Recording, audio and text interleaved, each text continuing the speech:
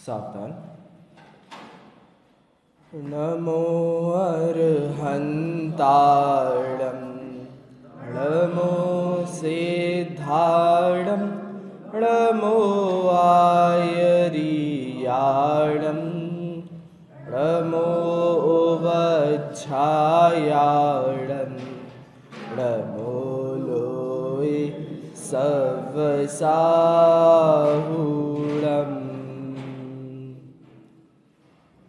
S सुरासुरमणुसिन्ध वन्दिदं धोदघायिकं ममलं पढमामि वढमाणं तीर्थं धम्मस्कतारं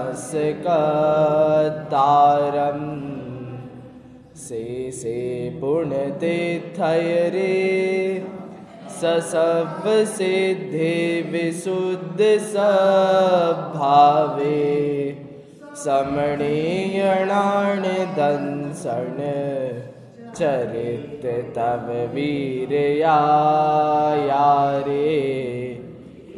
ते सवे समगम पत्तेगमेव पत्तेगम् वन्दामि वट्टन्ते अर्हन्ते मानुषे खेते चार्हन्ताणं सिद्धाणं तहनमो गणहराणम् अज्झावयवगाढं साहुणं चैव सवेसिं तेसिं विशुद्धदंसण नाणबहाणा समं समासेज उपसंपयामि सम्मं जत्तो निवान संपत्ति।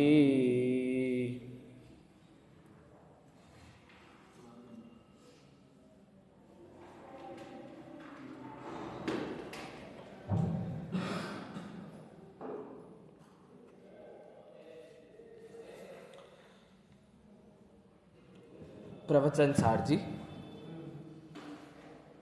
जिसकी 94 नंबर की गाथा चल रही है, और इस 94 नंबर की गाथा में हमने पहले पाद को कंप्लीट कर लिया है। अब दूसरे पाद की चर्चा हमें प्रारंभ करनी है। आचार्य देव ने पहले पाद की चर्चा करते हुए, गाथा नंबर है 94 तो पहले पाद की चर्चा करते हुए आचार्य देव कहते हैं कि जो पर्यायों में लीन है, जिसके 24 घंटे पर्याय बुद्धि चलती रहती है, वो सब पर समय है, वे सब मिथ्या दृष्टि हैं, वे सब मोही हैं। और उन्होंने लिखा है कि वे सभी इस संसार में ठगाए जाते हैं। इतनी सारी बातें उन्होंने कही हैं। वहाँ आचार्य देव ये कहते हैं कि जो भी हमारे जीवन में भूलें होती हैं, जितने भी प्रकार की भूलें हैं, जितनी भी प्रकार की गलतियाँ हैं, यदि हमारे श्रद्धा गुण का विपरीत परिणमन हो रहा है, यदि हम सम्यक दृष्टि आज तक नहीं हो पाए हैं, यदि हम मिथ्या दृष्टि हैं, यदि हमारे ज्ञान गुण का परिणमन विपरीत हो रहा है, सम्यक प्रकार से हम पदार्थों का ज्ञान नहीं कर पा रहे हैं, यदि हम अपने चारित्र गुण का विपरीत परिणमन कर रहे हैं, यदि हमारे जीवन में तप, संयम, नियम, ध्यान, स्वाध्याय कुछ भी नहीं है, तो ये सब किसकी भूल है? इस सब मिथ्यात्व की भूल है। सब मिथ्यात्व के कारण हो रही गलतियां हैं। कल हमने पढ़ा था, पहला ही शब्द सकल अविद्याओं का मूल, आपको याद होगा, टीका से पढ़ा था, सकल अविद्याएं। तो अब मैंने ये जो व्याख्या करी, ये सब अविद्या है। दर्शन का विपरीत परिणमन, ज्ञान का विपरीत परिणमन, चारित्र गुण का विपरीत परिणमन, सब कुछ क्या है भैया? अविद्या है, अज्ञान है, मिथ्यात्व है। इसका कारण कौन था? इसका कारण था अहम बुद्धि। किसमें अहम बुद्धि? पर्याय में। कौन सी पर्याय? असमान जाति द्रव्य पर्याय। तो जिसकी चर्चा हमारी चल रही है, उस असमान जाति द्रव्य पर्याय में जब तक अहम बुद्धि है तब तक आपके श्रद्धा का, ज्ञान का, चारित्र का विपरीत परिणमन होता है। और इस विपरीत परिणमन से क्या हो रहा है भैया? इस विपरीत परिणमन से संसार बन रहा है। ये जो हम अनादिकाल से संसार में है ना, इसकी क्या कारण है? इसका वो कारण है अहम बुद्धि। किस में? तो असमान जाति द्रव्य पर्यायों में। तो इतनी सारी चर्चा करने के बाद आज से हमें चर्चा करनी है कि भैया पर समय तो हो गया, हम समझ गए भैया, आप जिसको मिथ्या दृष्टि कहना चाहते हो वो सब हमें पता चल गया। अब आप जरा बताइए सम्यक दृष्टि कौन होते हैं? स्वसमय किसे कहा आचार्य देव ने? तो देखिए गाथा नंबर है 94, सोनगढ़ का प्रकाशन है, पेज क्रमांक 174।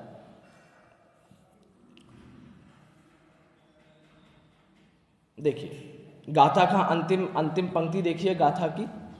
आद सहावम मीठिदा, जो आत्म स्वभाव में ठिदा स्थित हैं, रहते हैं, लगे हुए हैं, वे सब कौन हैं? ते सग समया, वे सारे स्वसमय है।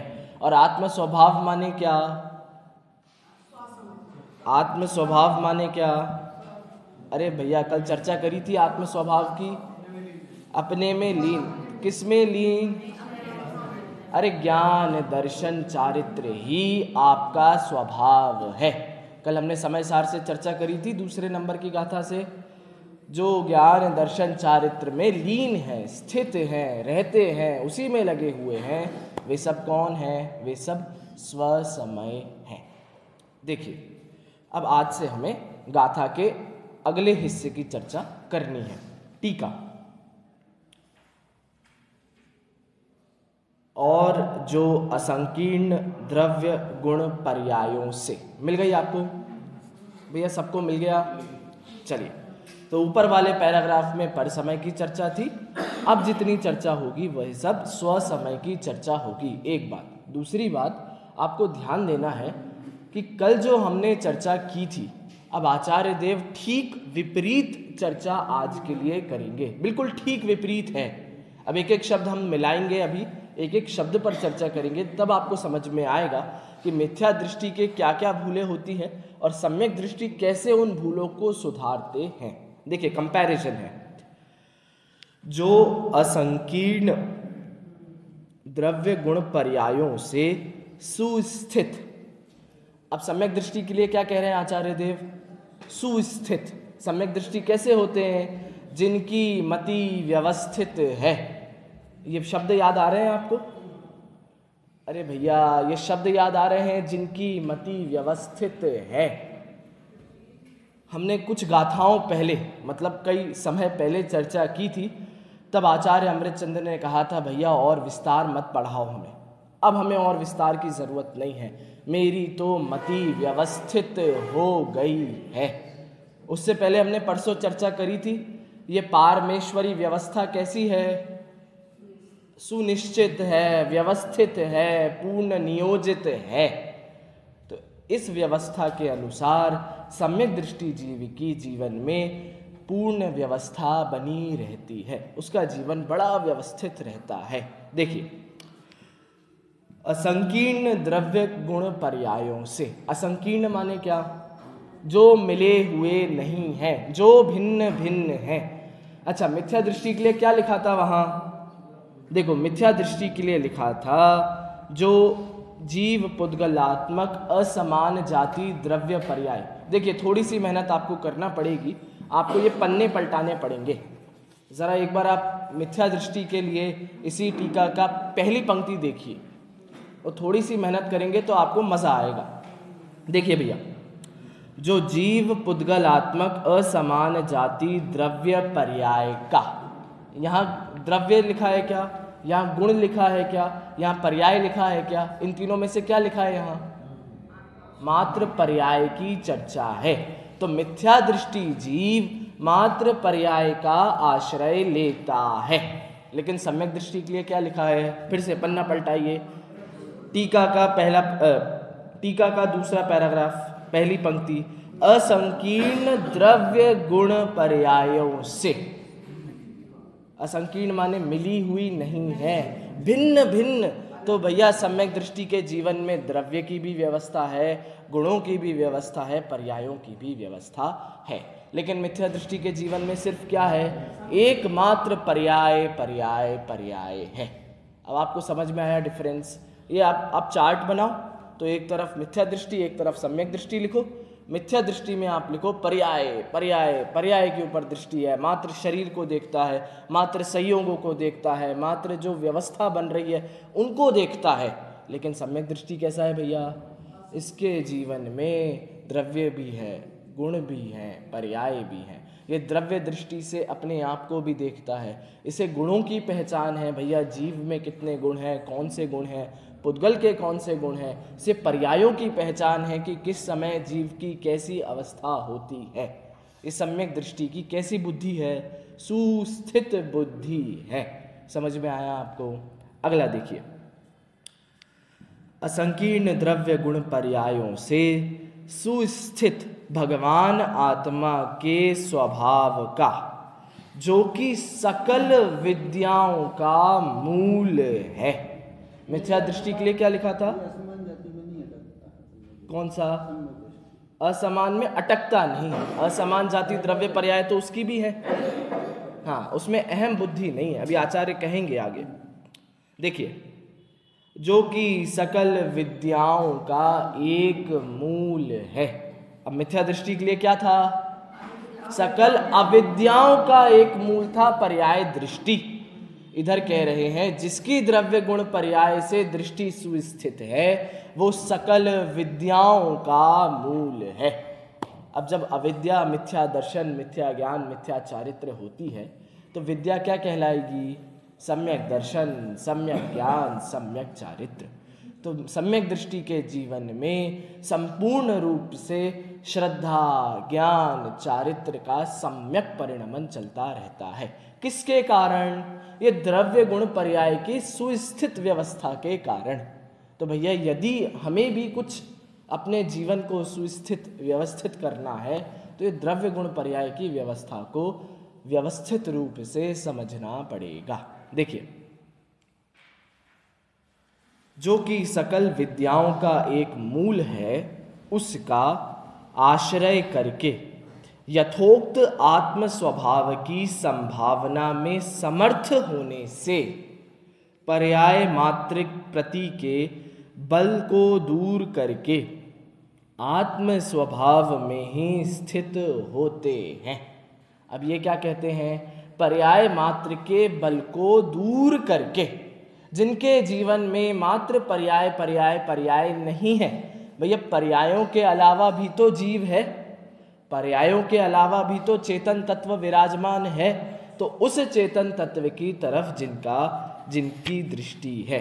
अब आप मिथ्या दृष्टि के लिए जरा एक पन्ना पलटिए, आपको क्या दिखेगा? वहां कल हमने पढ़ा था, देखिए, यथोक्त आत्म स्वभाव की संभावना करने में नपुंसक होने से उसी में बल धारण करते हैं। यहाँ क्या कह रहे हैं? वहाँ कह रहे थे मिथ्या दृष्टि जीव के जीवन में किसका बल होता है? पर्याय का बल है। और पर्याय का बल यानी क्या? मिथ्या दृष्टि जीव अपने आप में सेल्फ डिपेंडेंट नहीं हो सकता। क्यों नहीं हो सकता? क्योंकि पर्यायों का आश्रय है। अब चूंकि पर्यायों का आश्रय है, इसीलिए आचार्य देव वहाँ क्या कह रहे थे? नपुंसक। कल हमने चर्चा की थी भैया, नपुंसक क्यों कहा है? वो मिलावट कर रहा है, इसीलिए नपुंसक। और आज आचार्य देव क्या कह रहे हैं? वो कहते हैं ये आत्म स्वभाव में ही स्थित है। इसके किसका बल प्राप्त हुआ है? पर्यायों को दूर करके आत्म स्वभाव का बल प्राप्त हुआ है। बिल्कुल कंपैरिजन चल रहा है, नहीं चल रहा? एज इट इज कंपैरिजन है, बिल्कुल सेम टू सेम है। इससे हमें याद भी रहेगा विषय कि मिथ्या दृष्टि का यदि याद कर लेंगे आप तो उसके ठीक विपरीत सम्यक दृष्टि का है, यदि सम्यक दृष्टि का याद कर लेंगे तो ठीक विपरीत मिथ्या दृष्टि का है। देखिए, जिन्होंने सहज विकसित अनेकांत दृष्टि से एकांत दृष्टि के परिग्रह के आग्रह प्रक्षीण कर दिए हैं। कल मिथ्या दृष्टि के लिए क्या पॉइंट पढ़ा था हमने? निरर्गल एकांत दृष्टि उछलती है, पढ़ा था नहीं पढ़ा था भैया? जो हाँ, मिथ्या दृष्टि जो जीव थे वे निरंतर मात्र पर्याय जितने संयोग मिल रहे हैं सिर्फ उसी में एकत्व बुद्धि, जितने संयोग मिल रहे हैं उसी में ये मेरा है, ये तो मेरे लिए ही काम चल रहा है, इसमें तो मेरा ही हक होना चाहिए। आप सब जो सभा में आए हो वो तो मेरे कारण आए हो, या मैं जो सभा में आया हूँ वो तो आप सबके कारण आया हूँ। तो जितने भी कार्य हैं, जितने भी संयोग हैं, उसमें द्रव्य दृष्टि को अलग हटाकर, अलग रखकर मात्र पर्याय दृष्टि से विचार करना, ये किसका काम है? ये सब मिथ्या दृष्टि का काम है। अच्छा, ये कैसी दृष्टि है? ये एकांत दृष्टि है। आचार्य देव ने कहा निरर्गल एकांत दृष्टि है। एकांत माने क्या? अरे एकांत माने सिर्फ एक पक्ष को पकड़ना, सिर्फ एक ही एंगल से विचार करना। तो उस मिथ्या दृष्टि कौन से एंगल से विचार करता है भैया? सिर्फ पर्याय, उसके सामने पर्याय के अलावा कुछ नहीं है। आप सब विचार करके देखिए, दिन भर में हमारे जितने भी काम होते हैं, आप लोग किचन के काम हैं, आप लोग व्यापार के काम हैं, आप विचार करके देखिए भैया, क्या हम पर्याय के अलावा किसी को कुछ और देख सकते हैं या देख पाते हैं? या हमें सिर्फ पर्याय ही दिखती हैं? 24 घंटे हमें सिर्फ पर्याय ही दिखती हैं। किसी की पाप रूप पर्याय दिखती है, किसी की पुण्य रूप पर्याय दिखती है, किसी की कषाय रूप पर्याय दिखती है, किसी की वीतरागता रूप पर्याय दिखती है। अब आप मंदिर आते हैं तो आप अरहंत परमेष्ठी के दर्शन करते हैं, किए कि नहीं किए? आज भैया आपने अरहंत परमेष्ठी के दर्शन किए कि नहीं किए? सभी ने किए। तो बताइए किसके दर्शन किए आपने? उनकी प्रतिमा के दर्शन किए, उनकी वीतरागता रूप पर्याय के दर्शन किए। इससे आगे कौन बढ़ पाया है? बताइए भैया। तो भैया मंदिर आते हैं तो वीतरागता के दर्शन करते हैं, वीतरागता रूप पर्याय के दर्शन करते हैं, और बाहर घूमते हैं, मिलते हैं लोगों से, चर्चाएं करते हैं लोगों से, हाय हेलो करते हैं, तब वहाँ पर हम पाप रूप पर्याय से के दर्शन करते हैं।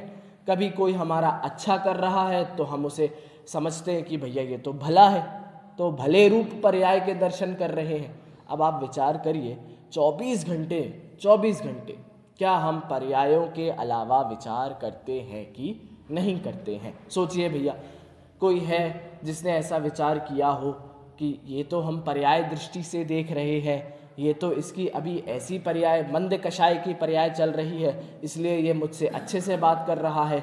कल को यदि ये उदय बदल गए, कल को यदि मेरे कर्म का तीव्र उदय आ गया पाप रूप कर्मों का, तो यही व्यक्ति मुझसे बुरे तरीके से बात करेगा। क्या ऐसा बैलेंस हमारे जीवन में है कि नहीं है? ये विचार करना पड़ेगा। हमें कषायों से पार कुछ है, इसके बारे में सोचना पड़ेगा। पुण्य पाप से पार कुछ है, इसके बारे में सोचना पड़ेगा। अच्छा बुरा इसके पार कुछ है, ऐसे इस एंगल से भी सोचना पड़ेगा। नहीं तो क्या होगा? नहीं तो कषायें पैदा होंगी। भैया कषाय कब पैदा होती है? बाल बोध पाठमाला भाग 3। कषाय कब पैदा होती हैं? जब पदार्थों में इष्ट अनिष्ट की बुद्धि होती है। भैया मूल तो मोक्ष मार्ग प्रकाशक जी का है, लेकिन हमने पढ़ा बाल बोध में है। तो भैया जब इष्ट अनिष्ट बुद्धि पैदा होती है तब क्या होता है? कषायें पैदा होती है। कैसे होती हैं? अब ये इष्ट अनिष्ट की मान्यता भी कैसी है? पर्याय बुद्धि है। ये कषाय भी कैसी है? ये भी पर्याय बुद्धि है। तो भैया पर्याय से पर्याय का जन्म हो रहा है। जब हमें कोई आदमी, कोई संबंध, कोई व्यक्ति, कोई संयोग, कोई दुनिया का कुछ भी अच्छा लगता है तो हमें राग खड़ा होता है। अब ये सारी चर्चाएं तो आप सब जानते हैं, आप सब जानते हैं सारी चर्चाएं। जब हमें किसी कोई चीज़ बुरी लगती है तो हमें द्वेष खड़ा होता है, या तो एक ही पदार्थ किसी प्रसंग में अच्छा लगता है और किसी प्रसंग में बुरा लगता है। तो ये अच्छा बुरा, राग द्वेष, इष्ट अनिष्ट, सब किसके कारण है? सब कषाय पैदा करते हैं। अब जब ये कषाय पैदा करते हैं तो अब आप समझिए, आपको कषायों के पास जाना है कि कषायों से दूर जाना है। यदि कषायों के पास जाना है तो हम और आप जो कर रहे हैं वो करते रहिए, बिल्कुल सही रास्ते पर हैं। यदि आपको जीवन भर कषायवंत बने रहना है तो बिल्कुल सही रास्ते पर हम और आप हैं। जैसा हम रोज़ करते हैं हमें वैसा ही करना है। लेकिन यदि आपको इन कषायों से दूर जाना है, इन कषायों के पार कुछ होता है, उसके बारे में विचार करना है भैया, तो क्या करना है? तो कुछ और करना पड़ेगा। क्या करना पड़ेगा? वो एकांत दृष्टि, वो निरर्गल एकांत दृष्टि को रोकना पड़ेगा। कैसे रोकेगी ये दृष्टि? आचार्य देव बता रहे हैं। इस स्वसमय की चर्चा में आचार्य देव यही बताते हैं कि वो एकांत दृष्टि कैसे रुके। हम क्यों मात्र पर्याय में ही लगे रहते हैं? हम क्यों मात्र किसी को क्रोधी देखते हैं, मानी देखते हैं, मायाचारी देखते हैं, लोभी देखते हैं? कोई बहुत हिंसा करता है, कोई झूठा है, कोई चोरी करता है, कोई कुशील में प्रवृत्त है, कोई बहुत इकट्ठा कर रहा है। हम क्यों किसी को ऐसे देखते हैं? भैया उदय बदलेगा तो उसका जीवन भी अपने आप बदल जाएगा। समझ में आया?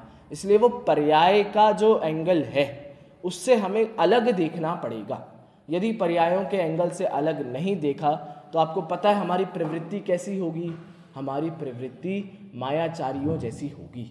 बताइए कैसे होगी? आज कोई व्यक्ति आपको बहुत पसंद है, बहुत ज़्यादा पसंद है, आप उस व्यक्ति को बहुत पसंद करते हैं, तो आप उसके लिए क्या करेंगे? सारे अच्छे काम करेंगे, सारी उसकी व्यवस्थाएं बनाएंगे, उसको अच्छी अच्छी सलाह देंगे, उसके लिए सारे काम करेंगे, उसका जीवन अच्छे से बीते। आप चाहते हैं कि नहीं चाहते हैं? तो उसके लिए आप अपने आप को भी किसी भी हद तक डाल सकते हैं कि नहीं डाल सकते? आप बिल्कुल अपना जीवन उसके लिए समर्पित करेंगे कि नहीं करेंगे? करते हैं। लेकिन कल को वही व्यक्ति कैसा हो जाए? आपके विपरीत हो जाए। वही व्यक्ति, भैया उदय का खेल है, आपने तो देखा होगा अपने जीवन में कितने ही सारे ऐसे प्रसंग बनते हैं जो आज हमारे लिए बहुत अच्छा है, वो कल हमारे लिए सब दुश्मन हो जाता है। पुराणों के आपने अनेक प्रसंग सुने होंगे। वो पवनंजय और अंजना का जीव था, आपस में कितना प्रेम था, लेकिन एक छोटा सा प्रसंग हुआ और उनका इतना वो हो गया, मतलब विरह हो गया, इतना लंबा विरह हो गया। तो इतने सारे काफ़ी प्रसंग हैं। तो पहले आप उनके साथ बहुत अच्छे से व्यवहार करते थे, पहले आप उनकी सारी व्यवस्थाएं बनाने में लगे थे, और आज जब उनका आचरण बदल गया है तो कैसा हो गया है? अब हमारे सामने उनकी बातें मत किया करो, हमें बिल्कुल पसंद नहीं है वे जी। तो कभी कुछ ऐसा व्यवहार किसका होता है? मायाचारी का होता है। वो सोचता कुछ है, करता कुछ है, बोलता कुछ है, वो कुछ का कुछ ही चलता रहता है। उसका एक लाइन में उसका जीवन बना ही नहीं रहता है। देखिए, यदि आप भी ऐसा ही कर रहे हैं तो हम और आप भी मिथ्या दृष्टि हैं। लेकिन सम्यक दृष्टि जीव का जीवन कैसा होता है? जिसको तत्व ज्ञान का अभ्यास है उसका जीवन कैसा होता है? भैया वो अच्छा है तो भी समता है, वो बुरा है तो भी समता है। भाई उसके अच्छे बुरे से हम अपने जीवन पर क्यों प्रभाव करते हैं? ये होता है सम्यक दृष्टि जीवन का मतलब सम्यक दृष्टि के जीवन की सोच ऐसी होती है। वो है ना, अरिमित्र महल मसान कंचन कांच, निंदन थुतिकरण अर्गाव तारन, असी प्रहारन में सदा समता धरन। अब बताइए, यदि मुनिराज इस प्रसंग में कोई खड़े हों और कोई उनकी पूजा भक्ति कर रहा हो तो उससे अच्छे से बात करें, उसे अच्छा उपदेश दें, और कोई उन पर उपसर्ग कर रहा हो तो उसे कह दें भैया तेरे धर्म का नाश हो, तू संसारी बना रहे, तू नरक में जा। ऐसे कैसे काम चलेगा? फिर उनमें और हम में क्या फ़र्क रहेगा? तो भैया जो ये सोच होती है ना हमारी, अच्छे के साथ अच्छा और बुरे के साथ बुरा, ये हम सबके दिमाग में बहुत गहरी सोच है। इसकी पता नहीं कहाँ से आई, लेकिन हम हमेशा सोचते हैं कि भैया जो हमसे अच्छा है हम उससे अच्छा बर्ताव करें और जो हमसे बुरा है उससे हम बुरा बर्ताव करें। ये सोच गलत है। क्यों गलत है? क्योंकि ये आपके कषाय को दिखाती है। सोच तो क्या सही होनी थी, जो अच्छा है वो भी हमारे लिए ठीक है, जो बुरा है वो भी हमारे लिए ठीक है। समझ में आया भैया? वो उदासीनता अभी आचार्य देव इसी गाथा में आपको बताएंगे। देखिए, तो आपको समझ में आया भैया, मिथ्या दृष्टि का जीवन एकांत की तरफ है। मात्र उसे कषाएं दिखती हैं, मात्र उसे पर्याय दिखती है, मात्र उसे पाप दिखते हैं। समझ में आया? इससे पार कुछ नहीं दिखता है। लेकिन सम्यक दृष्टि जीव कैसे होते हैं? जिन्होंने सहज विकसित अनेकांत दृष्टि से समस्त एकांत दृष्टि के परिग्रह के आग्रह प्रक्षीण कर दिए हैं। भैया, जिनको अनेकांत दृष्टि की प्राप्ति हो गई है, जो पदार्थों को मात्र पर्याय दृष्टि से नहीं देखते हैं, जो पदार्थों को मात्र कषाय, ये जीव बहुत कषाई है, ये जीव बहुत पापी है, ये ऐसा है, ये जो जजमेंटल नहीं होते हैं। भैया, मिथ्या दृष्टि जजमेंटल होता है, हर परिस्थिति में हर किसी को जज करने के लिए खड़ा रहता है। लेकिन जो सम्यक दृष्टि जीव हैं वे कैसे हैं? जिनके अनेकांत दृष्टि प्रकट हुई है, जो हर परिस्थिति को हर एंगल से विचार करने की सामर्थ्य रखते हैं। वे कैसे हैं? वे सम्यक दृष्टि जीव। उन्होंने क्या किया है? एकांत का नाश किया है। उनके जीवन में एकांत दृष्टि नहीं रहती है। समझ में आया भैया? वे मात्र किसी को एक तरीके से, एक एंगल से नहीं देखते हैं, वे हर अपेक्षा से उसको विचार करके ग्रहण करते हैं। ऐसे कौन हैं? ऐसे सम्यक दृष्टि जीव। देखिए, नष्ट करना, ऐसे मनुष्यादि गतियों में और उन गतियों के शरीर में अहंकार ममकार न करके। देखिए, अब मिथ्या दृष्टि के लिए हमने क्या पढ़ा था?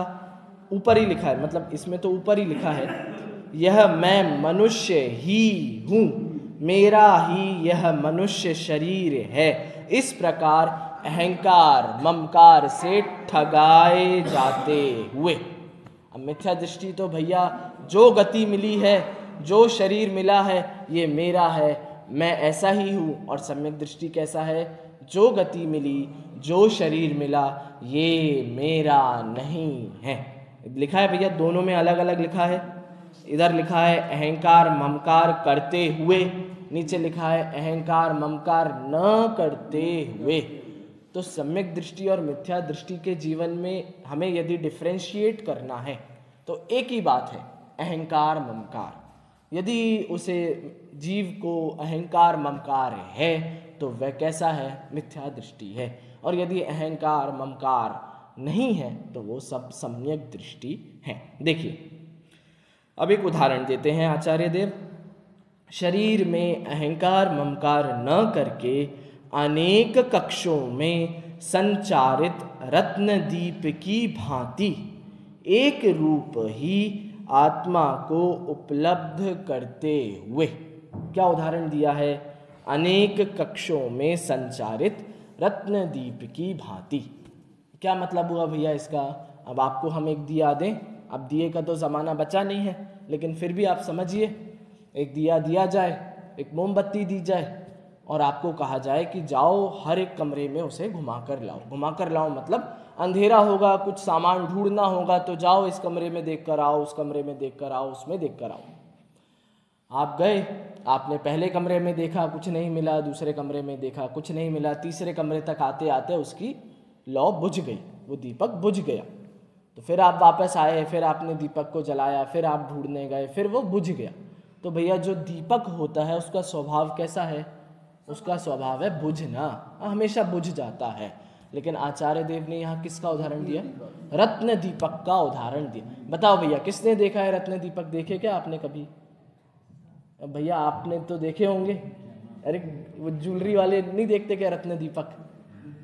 रत्न दीपक हम और आप में से शायद किसी ने नहीं देखा है, लेकिन रत्न दीपक का स्वभाव कुछ ऐसा होता है कि वे बुझते नहीं हैं। क्यों नहीं बुझते हैं? क्योंकि रत्नों से बने हैं। उनका स्वयं का तेज प्रकाश ऐसा है कि उसे छुपाया नहीं जा सकता है। अब आप वो रत्न दीपक आपको दिया जाए और कहा जाए जाइए ढूंढ कर आइए, तो पहले कमरे में गए, दूसरे में गए, तीसरे में गए, क्या वो बुझने वाला है? अब वो बुझेगा नहीं। वो किसी भी कमरे में चला जाए, कैसे भी आंधी तूफानों में चला जाए, वो रत्न दीपक बुझेगा नहीं। ऐसे ही हमारा आत्मा है। अब ये जो उदाहरण दिया है उसका सिद्धांत क्या है? उसका सिद्धांत है ऐसे ही हम और आपका आत्मा है। जिस प्रसंग में आप अपनी आत्मा को ले जाएं, जिस परिस्थिति में आप अपनी आत्मा को ले जाएं, जिस स्वभाव में अपनी आत्मा को ले जाएं, जिस गति में अपनी आत्मा को ले जाएं, जिस पर्याय में अपनी आत्मा को ले जाएं, कैसी भी स्थिति क्यों ना हो, आप अपनी आत्मा को लेकर जाइए। बताइए आपकी आत्मा कब बुझ जाएगी? बुझ जाएगी मतलब कब जड़ हो जाएगी, कब बदल जाएगी, कब उसके कुछ गुण कम हो जाएंगे, कब उसमें कुछ गुण ज़्यादा हो जाएंगे? क्या कभी ऐसा होगा? नहीं, वो बिल्कुल रत्न दीपक की भांति स्थिर रहेगी। कल हमने एक शब्द पढ़ा था, अविचलित चेतना विलास। तो अविचलित है, उसकी जो चेतनता है वो कैसी है भैया? अविचलित है। उसको कोई भी चलायमान नहीं कर सकता है। और भक्तामर के स्तोत्र के काव्य हैं वो कल्पांत काल मरु काल, हाँ, मरुता चलिता चले न। वो कैसी भी तेज तेज हवाएं क्यों ना चलती हों, लेकिन ये जो दीपक है उसे बुझाने में कोई सामर्थ्यवान नहीं है। ऐसे ही आत्मा है भैया। मनुष्यों में चली जाए तो भी वो आत्मा एज इट इज़ है। वो नारकी बन जाए हम में से कोई जाकर, तो भी हम वैसे ही रहेंगे। हम में से कोई देव गति में चला जाए तो भी वैसे ही। अरे हवा वायु कायिक भी बन गए तो भी वैसे ही रहने वाले हैं। वो चींटी मक्खी मच्छर मकोड़ा जो आपको दिखता है, आप कुछ भी बन जाइए, अब आप निश्चिंत रहिए, आपका स्वभाव बदलने वाला नहीं है। समझ में आया भैया? तो इससे हमें क्या होता है? इससे हमें निश्चिंतता आती है। अब हमें तो भैया हमारा कल्याण करना है। इस शरीर के आधार से अब हम अपनी गणना नहीं कर सकते। क्यों? क्या पता हमारी मृत्यु कब हो जाए, हम किस पर्याय में चले जाएं, हमें नहीं पता। लेकिन जब तक हमने ये शरीर बुद्धि नहीं छोड़ी, तब तक हमें कैसा शरीर मिल रहा है इसी में लगे रहेंगे। हमें ऐसा लगना चाहिए, ऐसा दिखना चाहिए, ऐसा होना चाहिए, संबंध ऐसे बनाने चाहिए, लोग ऐसे इकट्ठे करके रखने चाहिए, संगति ऐसी करनी चाहिए, इसी में लगे रहेंगे। हमारी सारी बातें भी इसी के इर्द गिर्द घूमेंगी। लेकिन जिस दिन आपकी दृष्टि सेंट्रलाइज्ड हो गई, मतलब फोकस्ड हो गई, आपने एक जिसको फोकस करना था उसे फोकस कर लिया, फिर आपको कोई फर्क नहीं पड़ता भैया। तीर्थ यात्रा तो संग में की जाती है, संग के बिना मज़ा ही नहीं आता। 2-4 बस भर के जाइए तब तीर्थ यात्रा करने में मज़ा आता है। वो थोड़ा माहौल मिलता है, गाना बजाना होता है, भक्ति होती है, तब मज़ा आता है तीर्थ यात्रा का। फिर यदि आपकी दृष्टि फोकस्ड हो गई, तब आप अकेले भी चले जाएंगे ना तीर्थ यात्रा करने, तो भी आपको उतना ही मज़ा आएगा जितना मज़ा आपको किसी के संग के साथ आता है। तो अब आपको क्यों संग की आवश्यकता है? क्योंकि अभी आपको लगता है कि आपको सबकी ज़रूरत है। भैया मुनिराजों को क्यों निस्संग कहा जाता है? क्यों वो अपरिग्रही हैं?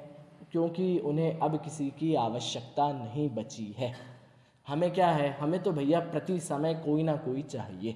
हम ऐसा नहीं है अकेले रह सकें। भैया आप विचार करो कितने लोग हैं जो अकेले रह सकते हैं। अब क्योंकि सिद्ध अवस्था में अकेला ही रहना पड़ेगा आपको, तो सोच लो आप, यदि आप गलती से सिद्ध बन गए तो अकेला रहना पड़ेगा। अब विचार करो, है ना? तो मुनिराजों को इसीलिए संग की आवश्यकता नहीं है। भैया भक्ति जिन मंदिर में होनी चाहिए तो 50-60 लोग तो होने ही चाहिए, नहीं तो भक्ति में मज़ा नहीं आता। वो बाजे आजे तो बजने ही चाहिए, नहीं तो जुलूस कैसा जुलूस? समझ में आया भैया? वो कोई शिविर विविर हो रहा हो तो 100-50 लोग तो हों कम से कम, नहीं तो फिर क्या मतलब है? कोई हम पढ़ रहे हैं और हमारे आसपास 10-15 लोग हों तो ही तो मज़ा आए स्वाध्याय का, पढ़ने का। ऐसा नहीं है। इसका मतलब है अभी भी हमें कुछ संग चाहिए है, लोग चाहिए हमारे आसपास। इसका क्या मतलब है? इसका मतलब है अभी भी दृष्टि हमारी एकांत दृष्टि है। लेकिन आप मुनिराजों के जीवन से भली भांति परिचित होंगे। वे तो कैसे होते हैं? निस्संग हैं जो वायु सम निर्लेप हैं आकाश से। उन्हें कुछ नहीं चाहिए है, वो अपने आप आराम से अपने जीवन को व्यतीत करते हैं। उन्हें किसी से कोई अपेक्षा नहीं है। क्यों? वो अब विचार, कभी आपने विचार किया हो, आपसे यदि हम कह दें कि जाओ भैया आप शिखर जी का पहाड़ अकेले चढ़कर आओ, आप नहीं चढ़ पाओगे। हमेशा हम देखते हैं कि भैया किस दिन सबसे ज़्यादा लोग जा रहे हैं या किस दिन हमारे साथ के लोग जा रहे हैं, हम उसी दिन जाते हैं। आप विचार करके देखो, कभी अकेले जाकर देखना, आपको मज़ा ही नहीं आएगा। क्यों मज़ा नहीं आएगा? क्योंकि आपको आदत ही नहीं है। आपको हमेशा कोई ना कोई चाहिए। अब आप मुनिराजों से पूछिए, उनसे पूछिए आप जंगलों में कैसे रह सकते हैं इतने इतने समय तक। उन 6 महीने गए तो वो ध्यान में ही बैठे हैं, उन्हें खबर ही नहीं है किसी की। कैसे? उन्हें नहीं फ़र्क पड़ रहा कोई उनके पास है या कोई उनसे दूर है। क्यों? आप विचार करके देखिए। आप उनकी परिस्थिति में अपने आप को रखकर एक बार देखेंगे तो आपको समझ में आएगा कि भैया कोई साथ हो ना हो, सब स्वार्थ के हैं भीरी, सब स्वार्थी हैं। तो भैया आप स्वार्थी हो तो हम भी आपके लिए स्वार्थी हैं, हमें भी किसी की आवश्यकता नहीं है। समझ में आया कि नहीं आया भैया? तो ऐसा जीवन होना चाहिए और सम्यक दृष्टि जीव का ऐसा ही जीवन है। आपको दिखेगा सम्यक दृष्टि, अभी आएगी वो पंक्ति आगे, आपको दिखेगा सम्यक दृष्टि जीव तो भैया सबके साथ रहता है। भाई राम जी थे, अब आप बताइए, राम जी वनवास गए तो राम जी के साथ सीता गई कि नहीं गई, लक्ष्मण गए कि नहीं गए? तो वो तो सबके साथ गए। और ये तो 3 किरदार हमें पता हैं। आप पद्म पुराण उठाएंगे तो आपको पता चलेगा अनेकों लोग थे उनके साथ वनवास में भी, वे अकेले नहीं थे, अनेकों थे उनके साथ। तो भैया क्यों लेकर गए? वे तो सम्यक दृष्टि थे, उन्हें तो छोड़ जाना चाहिए था, अकेले जाते। आपको सम्यक दृष्टि जीव सारे कार्य करते हुए दिखेंगे। आपको दिखेगा सम्यक दृष्टि जीव अपने घर में रहता है, अपने बच्चों को पालता है, अपने दुकान जाता है, दुकान खोलता है, धंधा करता है, पैसे कमाता है, घर आता है। कदाचित कोई महिला सम्यक दृष्टि जीव हो तो वे रोटी बना रही हैं, कभी रोटी जला भी देती हैं। सम्यक दृष्टि ऐसा नहीं है रोटी बढ़िया ही बनाएगा, उसकी भी रोटियां जलती हैं। कभी कोई अच्छी डिश बनाई, कोई नहीं बनाई, सारे काम करते हुए दिखेंगे। और भैया आप कह रहे हो वो तो निस्संग होना चाहिए। भैया सोच उनकी निस्संग रहती है। बताया मैंने आपको, अच्छे के साथ अच्छा और बुरे के साथ बुरे की सोच नहीं है उनकी। उनकी तो अच्छे में भी समता है और बुरे में भी समता है। उनकी सोच से वे सब सम्यक दृष्टि हैं। समझ में आया? उनका आचरण अभी क्योंकि उस गुणस्थान आगे के गुणस्थानों में नहीं है, इतनी विशुद्धि नहीं है, 2 कषाय का भाव नहीं है, 3 कषाय का भाव नहीं है, इसीलिए अभी संसार में हम सब के बीच बैठे हो सकते हैं। समझ में आया? लेकिन जैसे जैसे वो अपनी सोच के साथ तालमेल उनका बढ़ता जाता है, वैसे वैसे कषाएं कम होती जाती हैं और आपसे दूर जाते जाते हैं। आपसे मतलब संसार से दूर जाते जाते हैं। ऐसे सम्यक दृष्टि होते हैं। चलिए, तो ऐसे मनुष्य आदि गतियों में और उन गतियों के शरीरों में अहंकार ममकार न करके अनेक कक्षों में संचारित रत्न दीप की भांति एक रूप आत्मा को उपलब्ध करते हुए, आ गया ये शब्द आ गया, देखिए, अविचलित चेतना विलास मात्र आत्म व्यवहार को अंगीकार करते हैं। मिथ्या दृष्टि के लिए क्या लिखा था? अविचलित चेतना विलास मात्र आत्म व्यवहार से च्युत होकर। मिथ्या दृष्टि जीव जो है उसे अपनी आत्मा के बारे में कुछ नहीं पता। सम्यक दृष्टि जीव आत्मा के साथ है, तो इसीलिए वो तो च्युत हो गया है और इसने आत्मा के विलास को अंगीकार कर लिया है। इन्हें पता चल गया है सम्यक दृष्टि जीवों को कि भैया कैसी भी परिस्थिति हो, जो एकमात्र हमारे साथ में रहेगा वो है हमारा स्वभाव। एकमात्र जो हमारे साथ खड़ा रहेगा वो है हमारी आत्मा। और मिथ्या दृष्टि जीव तो आज भी क्या करते हैं? भैया कोई दूसरा हमारे साथ खड़ा रहना चाहिए। कोई बुरी परिस्थिति हो तो ये थे जिन्होंने हमें सहारा दिया, कोई अच्छी परिस्थिति हो तो ये थे जिन्होंने हमारे साथ उसे सेलिब्रेट किया। तो मिथ्या दृष्टि जीव को तो कोई दूसरा चाहिए, लेकिन सम्यक दृष्टि जीव ने एकमात्र अपने आत्म व्यवहार को अंगीकार किया है। देखिए, जिसमें समस्त क्रियाकलाप से भेंट की जाती है, ऐसे मनुष्य व्यवहार का आश्रय नहीं करते हुए। बताइए भैया, मिथ्या दृष्टि जीव के लिए क्या लिखा था? छाती से लगाया हुआ है। देखिए, जिसमें समस्त क्रियाकलाप को छाती से लगाया हुआ है, और यहाँ लिखते हैं जिसमें समस्त क्रियाकलाप से भेंट करते हुए। बताइए भैया, कल चर्चा करी थी, छाती से किसको लगाते हो आप लोग? जो आपको सबसे प्यारा होता है। और भेंट किससे करते हो आप लोग? बिल्कुल, जिससे औपचारिक संबंध होते हैं उससे भेंट की जाती है। भैया, मित्रता दो प्रकार की होती है, आप सब जानते हैं कि नहीं जानते? मित्र कितने प्रकार आपके हैं कि नहीं है मित्र? वैसे सबके मित्र हैं इस सभा में, ऐसा तो कोई है नहीं जिसके मित्र ना हो।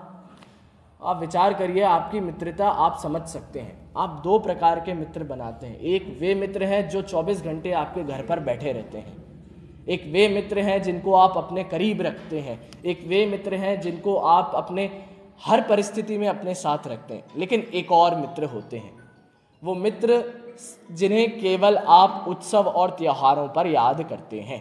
वे मित्र जिनसे आप केवल औपचारिक संबंध बनाकर रखते हैं। तो भैया, एक मित्र को आप छाती से लगाते हैं और एक मित्र से मात्र आप भेंट करते हैं। आपने सब ऐसा देखा है कि नहीं देखा है? अब मित्र छोड़िए, आप जिस उम्र की दहलीज पर हैं, आपके तो रिश्तेदार हैं कई सारे। तो कई सारे रिश्तेदार ऐसे होते हैं जिन्हें आप छाती से लगा कर रखते हैं, और कई सारे रिश्तेदार होते हैं जिनसे सब ठीक है, हाय हेलो हो जाती है, भेंट हो जाती है। समझ में आया? अब सम्यक दृष्टि और मिथ्या दृष्टि के जीवन में भी बिल्कुल ऐसा ही है। जो शरीर के आश्रय से जितने भी क्रियाकलाप होते हैं, अब शरीर है, क्रियाकलाप शरीर के आश्रय से ही हो सकते हैं, तो जितने भी क्रियाकलाप इस शरीर के आश्रय से होते हैं, सम्यक दृष्टि जीव कैसा होता है? उनको मात्र दूर से देखता है, भेंट करता है, औपचारिकताएं हैं। लेकिन मिथ्या दृष्टि जीव कैसा है? भैया, ये मैंने किया है, मैं नहीं करता तो कौन करता, मेरे किए बिना कैसे हो सकता, इस छाती से लगाया है। समझ में आया आपको? दोनों की बुद्धि में कैसा डिफरेंस है? तो वो छाती से लगाया है उसने, और इसने सारे मनुष्य व्यवहार से मात्र भेंट की है। अब आपको पता है, जिसके वास्तविक में आत्म व्यवहार होता है उसी के मनुष्य आदि व्यवहार होते हैं, और जिसके आत्म व्यवहार नहीं होते हैं उसके मनुष्य आदि व्यवहार भी नहीं होते हैं। क्या मतलब हुआ? इसका मतलब है, जिसे अपने आत्म स्वभाव की प्राप्ति हुई है, जो अपने ज्ञान दर्शन चारित्र में स्थित है स्वसमय, उसके ही लोक व्यवहार संभव है। कल मैंने चर्चा करी थी आप सबके बीच में, कैसे हम लोक व्यवहार की आड़ में अपने मिथ्यात्व का पोषण करते हैं। हम हमेशा हर कार्यक्रम में, हर क्रिया में एक टैग लगाते हैं, भैया ये तो करना ज़रूरी है, इसके बिना धर्म नहीं हो सकता, अरे ऐसा तो किया जाता है, ये तो हमारी परंपरा। हम हर लोक व्यवहार के काम में की आड़ में अपने मिथ्यात्व का पोषण करते हैं। तो ऐसा कौन करते हैं? ये मिथ्या दृष्टि जीव ही कर सकते हैं। वास्तविक लोक व्यवहार भी किनका सधता है? उस सम्यक दृष्टि जीव का। तो जिनके आत्मा का व्यवहार है उनका मनुष्य आदि गतियों में भी सही व्यवहार चलता है, और जिनके आत्मा का ही व्यवहार का ठिकाना नहीं है वे तो कर ही रहे हैं, उनके मनुष्य आदि गतियों का भी व्यवहार ठीक नहीं होता है। समझ में आया भैया? अब वास्तविकता तो यही है कि देह को आप अपने आप से अलग नहीं कर सकते। कर सकते हो क्या? भैया 2 दिन से बता रहा हूँ, संसार में रहना है तो देह के साथ ही रहना पड़ेगा, देह के बिना नहीं रह सकते। तो आप देह को अपने आप से अलग नहीं कर सकते, वास्तविकता है। लेकिन वो देह में जो बैठी, बड़े पंडित जी साहब का इतना अच्छा वाक्य भी है, वो देह बुद्धि को तो अलग कर सकते हो, देह बुद्धि तो अपने आप में ना आए ऐसी व्यवस्था बना सकते हो।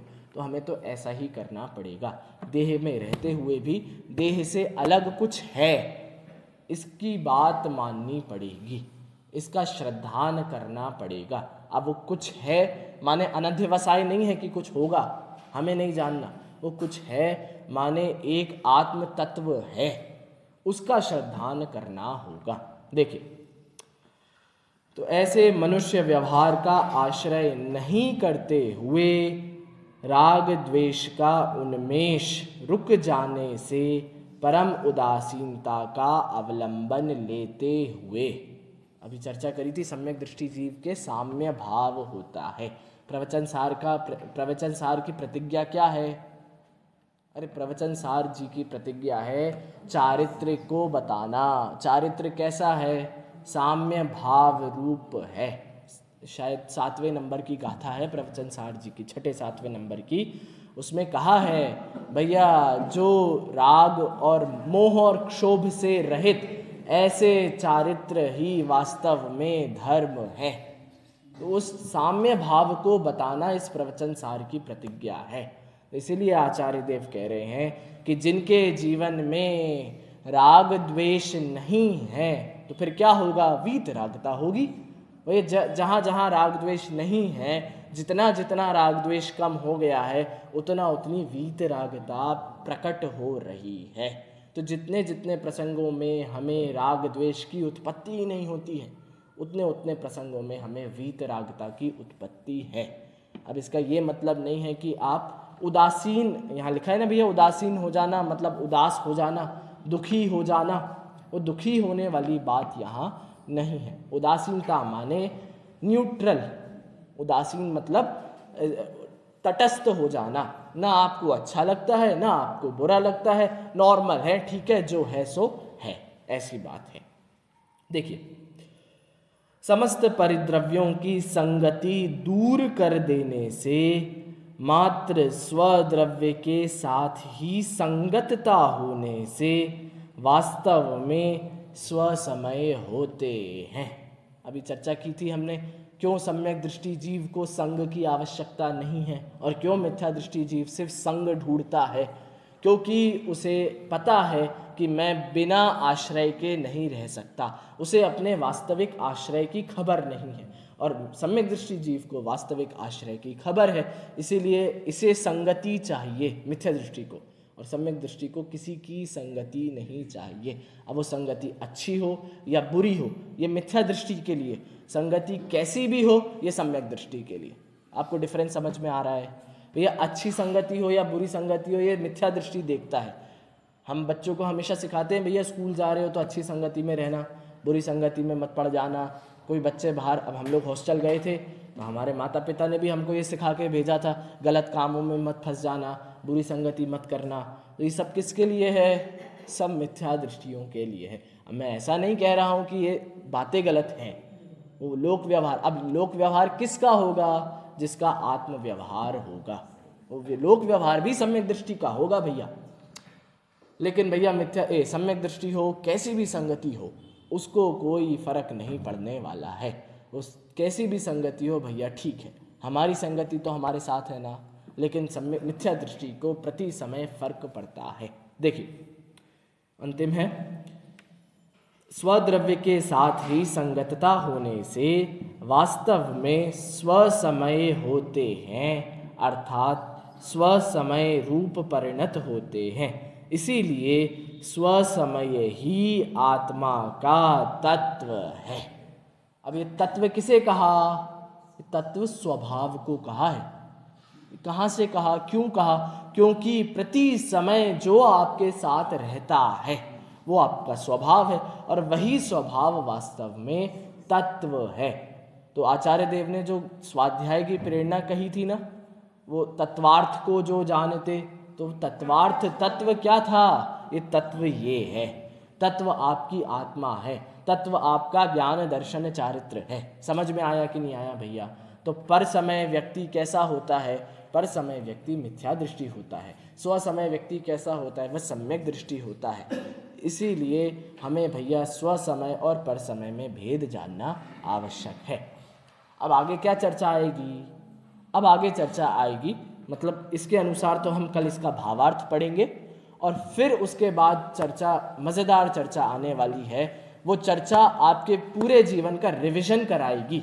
हमने आज तक बचपन से लेकर जो अभी तक पढ़ाई की है, जैन धर्म की हम सब की जितनी भी पढ़ाई है, उन सब का रिवीजन कल की चर्चा से होने वाला है। अब चर्चा प्रारंभ होने वाली है द्रव्य की। द्रव्य के बारे में आप सब जानते हैं कि नहीं जानते? आप सब ने जितनी भी परिभाषाएं पढ़ी हो द्रव्य की आज तक, आप सब एक बार देख कर आना, आप सब पढ़ कर आना, और हम यहाँ से उसका मिलान करेंगे। ठीक है भैया, चलिए।